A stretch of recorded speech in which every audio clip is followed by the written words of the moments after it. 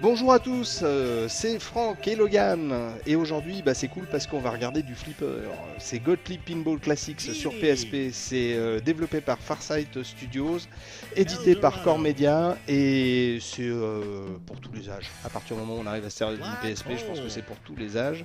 Et comme le dit le nom du jeu Classics, c'est bien parce qu'on se retrouve avec plein de vieux flippers. Et apparemment il y a un menu assez sympa. Qu'est-ce que t'as aimé toi? J'ai bien aimé parce que déjà c'était une bonne surprise. On n'en avait pas entendu énormément parler. Ouais. Et au final le jeu est sympa techniquement et le contenu est assez complet puisque tu peux jouer donc à 4 joueurs avec une seule cartouche. Ah ouais. Ouais. Ah oui, sympa. T'as une dizaine de tables, 11 tables très exactement, donc que je suis en train de vous montrer. Ouais. Plusieurs modes de jeu, donc là on est dans le mode arcade. Tu as accès à 2 flippers de base, donc tu peux faire autant de parties que tu veux. Et donc je vais vous montrer le premier par exemple. Et c'est en fonction donc de... voilà, comme tu vois, les écrans de chargement sont sympas. Ouais, non mais le pire c'est que je vais peut-être dire une ânerie, mais il me semble que je me souviens de ce flipper là. Ce qui va prouver une bonne fois pour toutes à tout le monde que je ne suis pas un Jones. Et en plus ça va te donner ça va te rappeler des bons souvenirs puisque les bruitages sont d'époque. Ah, trop cool. Donc ça c'est bien sympa. Tu as plusieurs vues également, voilà. Tu as une dizaine de vues je crois.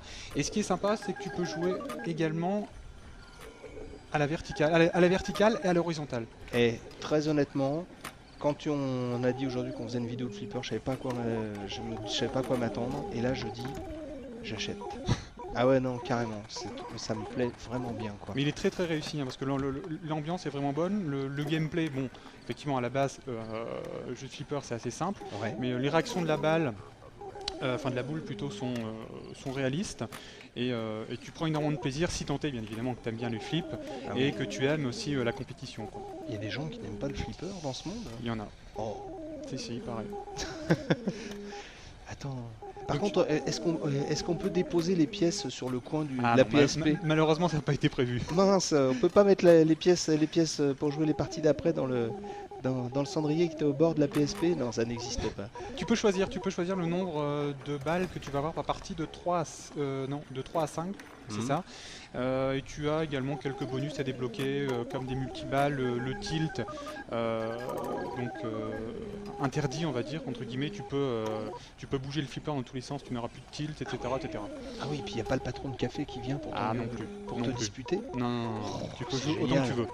Donc moi d'entrée de jeu, je crois que j'aime Gottlieb Pinball Classic. C'est un truc... Ça c'est encore une fois, la PSP, ce qui est très bien, c'est qu'il y a plein de jeux pour passer le temps. Dans les salles d'attente des médecins, je le dis à chaque fois, mais c'est à chaque fois vrai, pour moi. C'est le genre de truc idéal pour passer du bon temps, avec des vrais bons flippers. Ah ouais, j'aime bien. C'est clair. D'ailleurs, je vais faire en sorte de perdre pour vous montrer autre chose. Voilà, je le fais très bien. Tu le fais très bien. Même sans ça, je pense que de toute façon, j'aurais pas été très très loin. Ah ouais, voilà. Avec le score et le match à côté pour voir si t'as une partie gratos. Oh, c'est trop fort. Ah, je suis super content, tiens. Donc là, je vais te montrer autre chose. Donc, je quitte ce flipper là et donc. En fonction des crédits que tu gagnes, tu peux avoir accès aussi à des petits bonus. Au cheval, là, pour faire un tour de cheval, non? C'est pas ça? Non, malheureusement, ça tu peux pas. Alors là, voilà, donc tu as accès, alors je vais vous montrer donc ça c'est quoi? Zoltan. Ouais. Donc il te prédit l'avenir et en fonction des prédictions, tu auras plus ou moins de crédits. Et c'est un peu la même chose pour ce mini-jeu là, Fighter, donc. C'est très simple, en fait, il suffit donc d'appuyer en rythme sur L et R et au bout d'un moment ça va s'arrêter. En fonction de ton score, tu vas également recevoir plus ou moins de crédits. Donc tu vois, j'ai uniquement appuyé là. Ouais. Et au bout d'un moment ça va s'arrêter. Allez, on y croit. Voilà. J'ai gagné 3 crédits. Ah ouais. Ce qui est pas mal. Bien. Donc tu vois, c'est simple, mais bon, c'est assez marrant quoi. D'accord. Un petit jeu de hasard qui permet de gagner du crédit. Ouais. Bien, c'est bien pensé.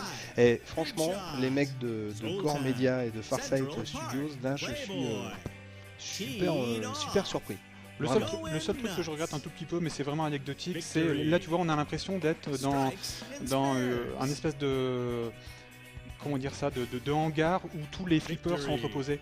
J'aurais aimé en fait qu'on se retrouve dans un vrai café, tu vois, avec une ambiance un petit peu plus travaillée, mais bon, c'est vraiment anecdotique. Ah, le Black Hole.